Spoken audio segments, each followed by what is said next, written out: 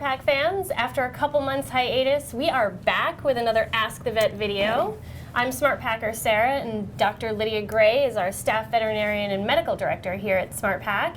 And we are once again excited to be back answering all of your awesome questions. So excited, in fact, that we actually just did a bonus episode. We did. I'm going to say it. Bonus!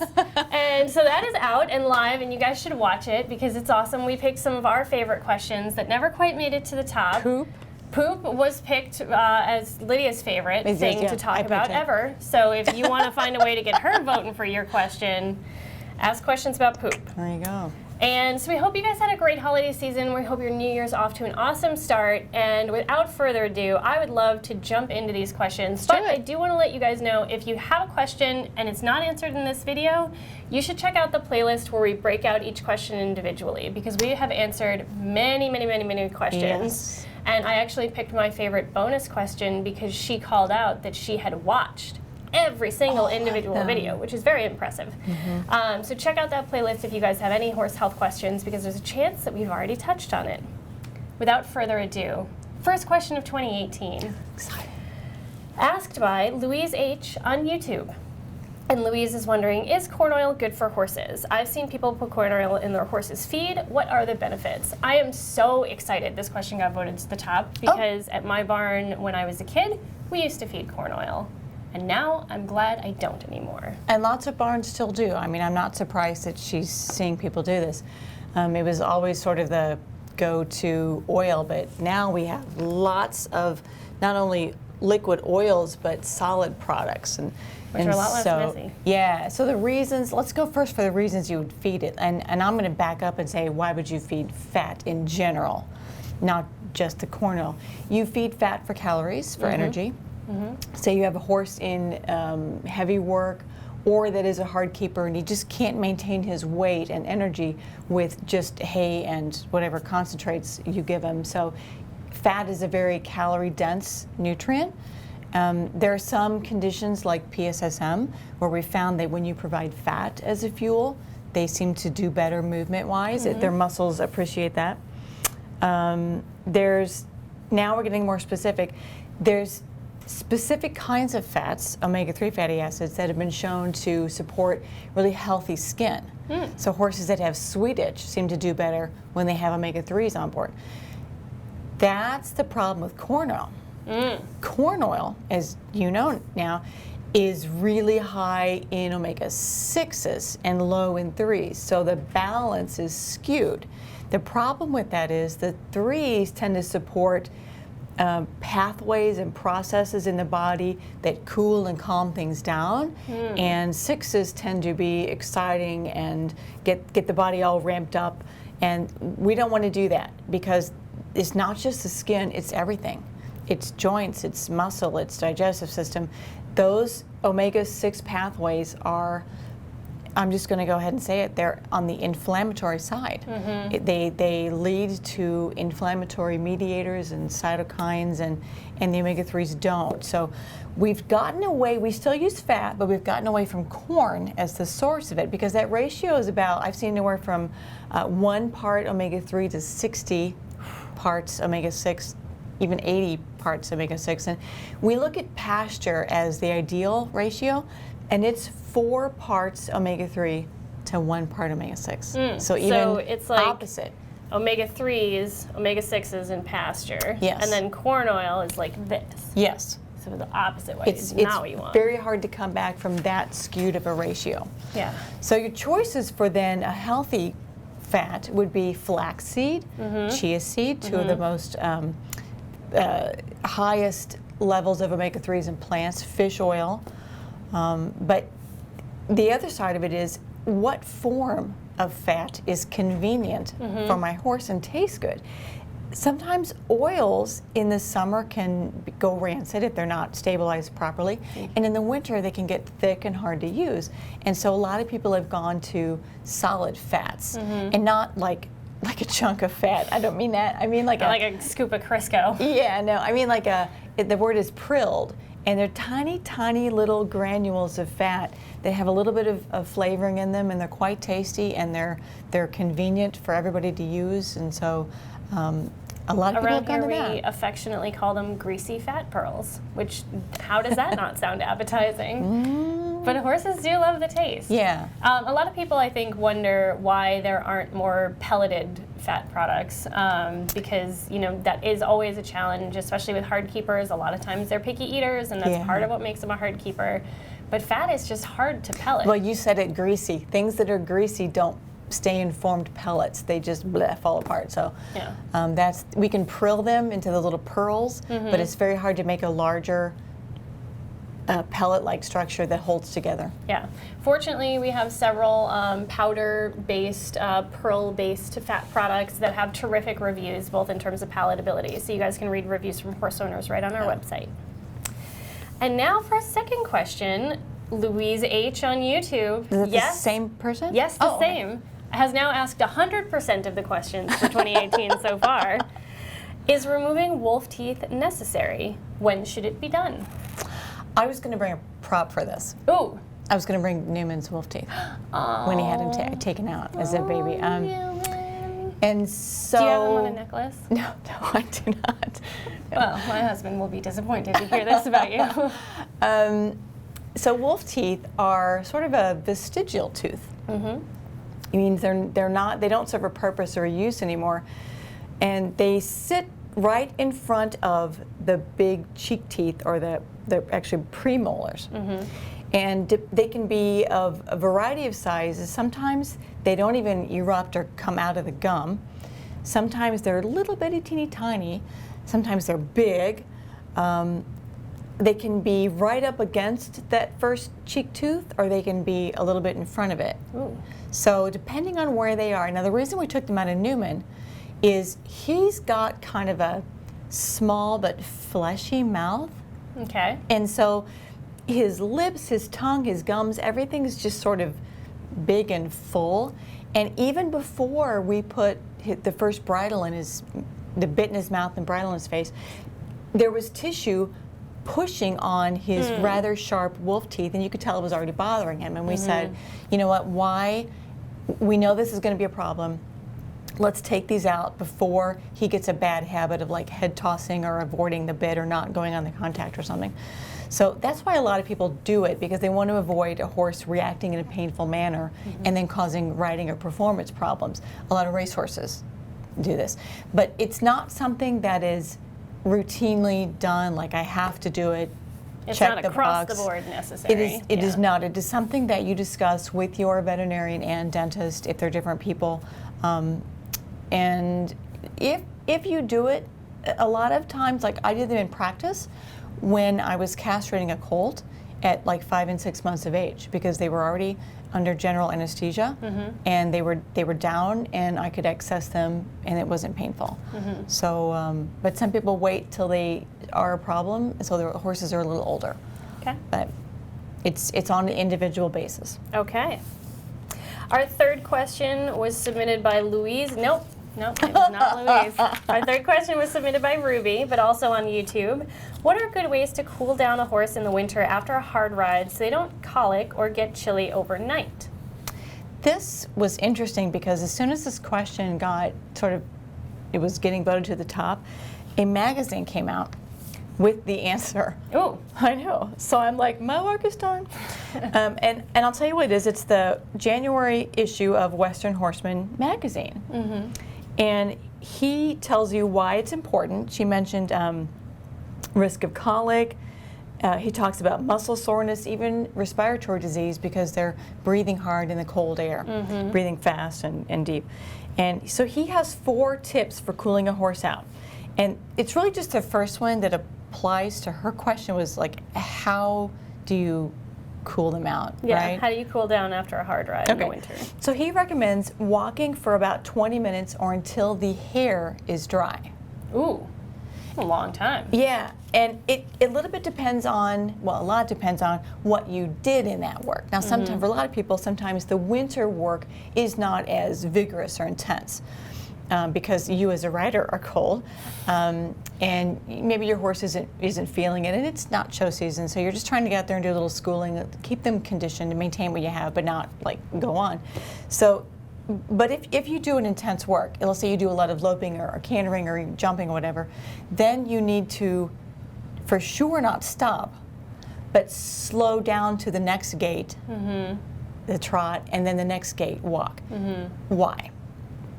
The physiology behind it is when you exercise, whether you're a person or a horse, your body is so smart, it shunts blood and circulation away from the internal digestive organs, because you're clearly not eating, into the external organs, the skin, the muscle, the soft tissues, joints, tendons, and ligaments, because that's who needs oxygen, some fuel, and not just good stuff, but removal of the bad stuff. So taking away the byproducts of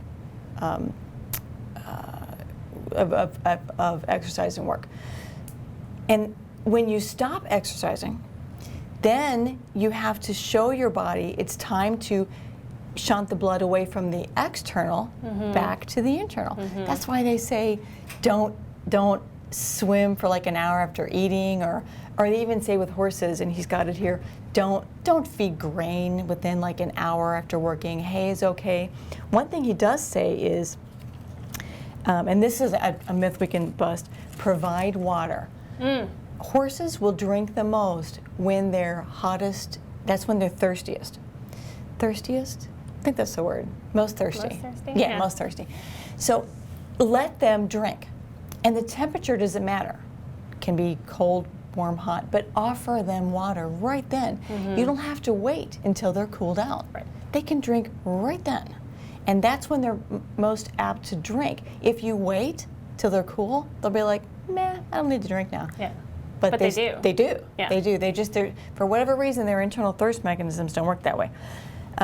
He talked about waiting until the hair is dry. Also recommended to check the heart rate if you can. Respiratory rate's sometimes easier because you could count either the nasal flares or the flank movement. And so normal heart rate is in the 28 to 42, so you want it to get down at least 60, 50, below 40 be great. And the normal respiration is like 8 to 16 breaths per minute, so you want it to get less than, say, 20. But really it's that, you know what it looks like when they're huffing and puffing and their nose is big and open and they're taking a lot of air, versus that relaxed, calm, you almost can't tell in the nose they're breathing. That's when you know it's okay to bring them back to the barn. And that at this point, when you stop working is when I throw on some sort of cooler. And the choices we have for coolers today are astounding. Yes. Some of them are amazing in their ability to wick away wet. Wick away wet. There was a lot of W's in that. But you put them on, and you might need more than one of them because it gets so wet. You could literally wring it out, and so you go get another one. But that helps the process of cooling out go faster. And then before you turn the horse outside or put the blanket on, they're completely dry. So we have some choices. We sure do. What's that one?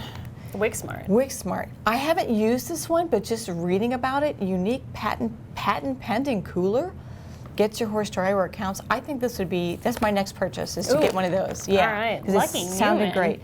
This one is microfiber, and I'm sure things stick to it, but I'm also sure it collects water because we use that around the home and cars and stuff. Absolutely. Yeah, there's the Irish knits, there's wool, there's fleece. What is that one? Kool-Aid. That's Kool-Aid. Equine cooling blankets, great for cooling down after exercise, competitions, or on hot summer days. So you could use this one year round. Yeah. That's awesome. That is nice. Looks almost like it's a mesh. So lots of different fabrics, lots of choices. You kind of have to try them and see if they work for you. I would say if you find one that works, buy a couple of them because you need more than one. Let me just make sure we talked about walk until the hair's dry, checking the respiratory rate. Oh, and this last tip is, he likes to groom them. We know that when the horses stay warm by fluffing their hair coat out so that air gets in there. So he says when you're done working, the last thing you should do is use a stiff brush or a curry to refluff that hair so that their body's own processes can keep them warm. I like that. Yeah. Good advice. All right. Question number 4 submitted by Gloria on the Ask the Vet form at smartpak.com/askthevetquestions. And Gloria is wondering, for joint supplements, should you give them starting at a particular age or type intensity of activity? How do you determine whether or not to give supplements and what type? That was really well worded. For the first sentence, I would say yes and yes and yes. When I got my horse, and he wasn't in work yet, I got the best horsewarming present. I had a vet friend at Nutramax, and she sent me a jar of Equine. Oh. And I thought that was so sweet. And so that was 12 years ago, and he has been on ever-increasing levels of joint support since then, because you want to get your horse on something, the basics, the foundations, early in their process when they're being started. And then as the workload, I think she asked, as the age, as the intensity, as all those things increase, then you begin to add higher levels of those basics and you add other ingredients in. So what are some basics? Glucosamine and chondroitin sulfate I think of. Then I think of MSM and HA, or hyaluronic acid. That's something that I think all horses probably ought to have on board as they're working, because we found a study back in 1999 published in Equine Vet Journal that these researchers, they surprised themselves. They found joint changes in wild Mustangs that were just on the range, and so then they hypothesized that, well, if we find changes in those horses, imagine what we are finding in horses that are being ridden and trained and competed and shown, and so it really makes sense to have something on board if you're going to stress your horse's joints out.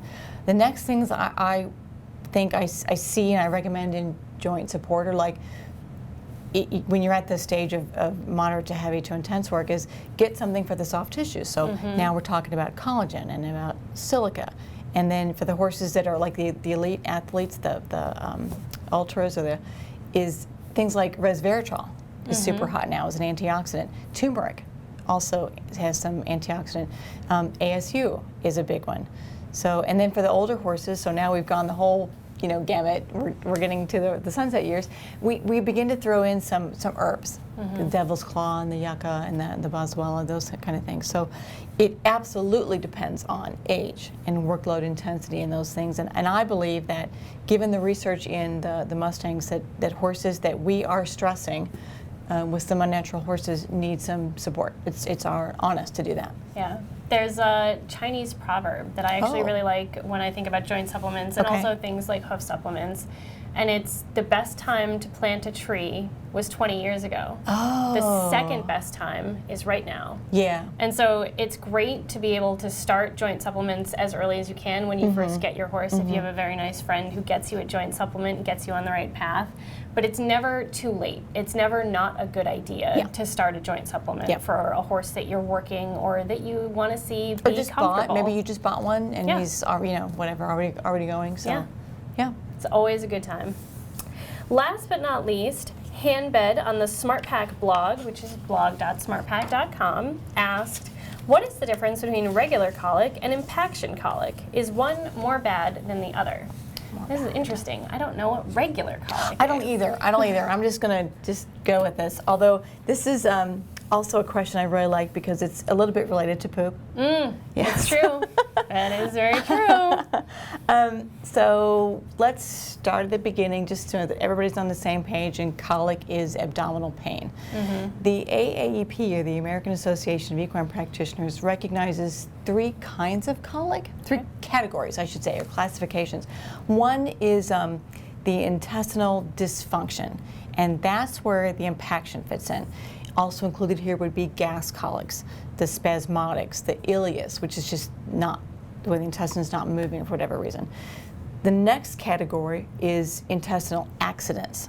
These are the bad ones. These are the ones that go to surgery. These are the torsions and displacements and twists and entrapments, strangulations, obstructions, things that you just hear and you go, ooh, those need somebody to go in and fix them.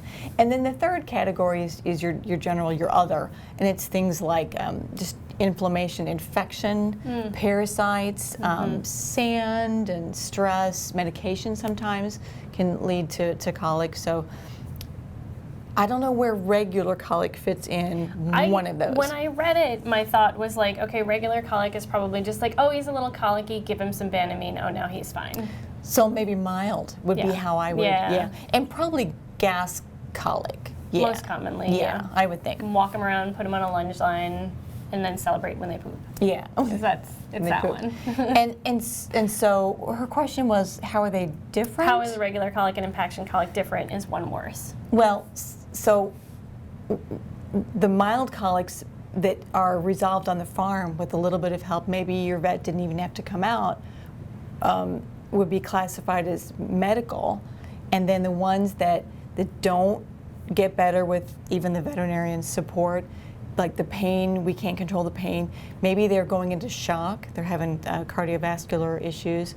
Or one of the tests your vet does on the farm for colic is like a rectal. They find that obstruction, they find that entrapment, and they know, uh-oh, this horse has to go to surgery. So one answer to your question is regular colics or mild colics tend to be medical and conservatively managed, and then other colics can turn into surgical colics and have to be operated on.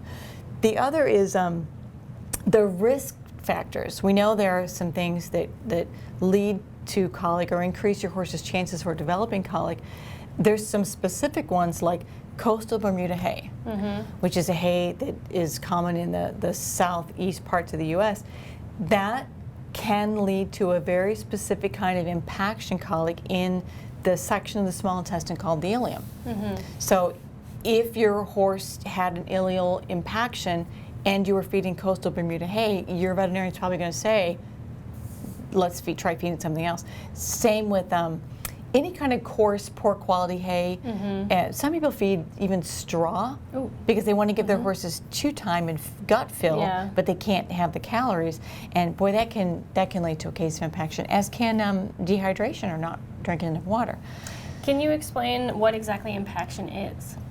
Yeah, we did some training yesterday upstairs, and I showed pictures, and we had a little video of the intestinal tract, the colon, between the one section of colon and another. It's like this big around, and then it goes down to this small. Well, guess where impaction colics happen? So it's when bulky, coarse food that doesn't have enough water in it, it's not moist enough, lodges and kind of blocks and doesn't move forward. And then it's an impaction, and it stretches internal receptors, and it's uncomfortable to the horse, and it begins to show pain. Now, some of those can be resolved medically when the vet passes a stomach tube and puts down, say, mineral oil or even just more water, and they get softened and then they naturally pass. But sometimes if they're too hard or been there too long, or they're beginning to deteriorate the health of the intestine, intestine. devitalize it,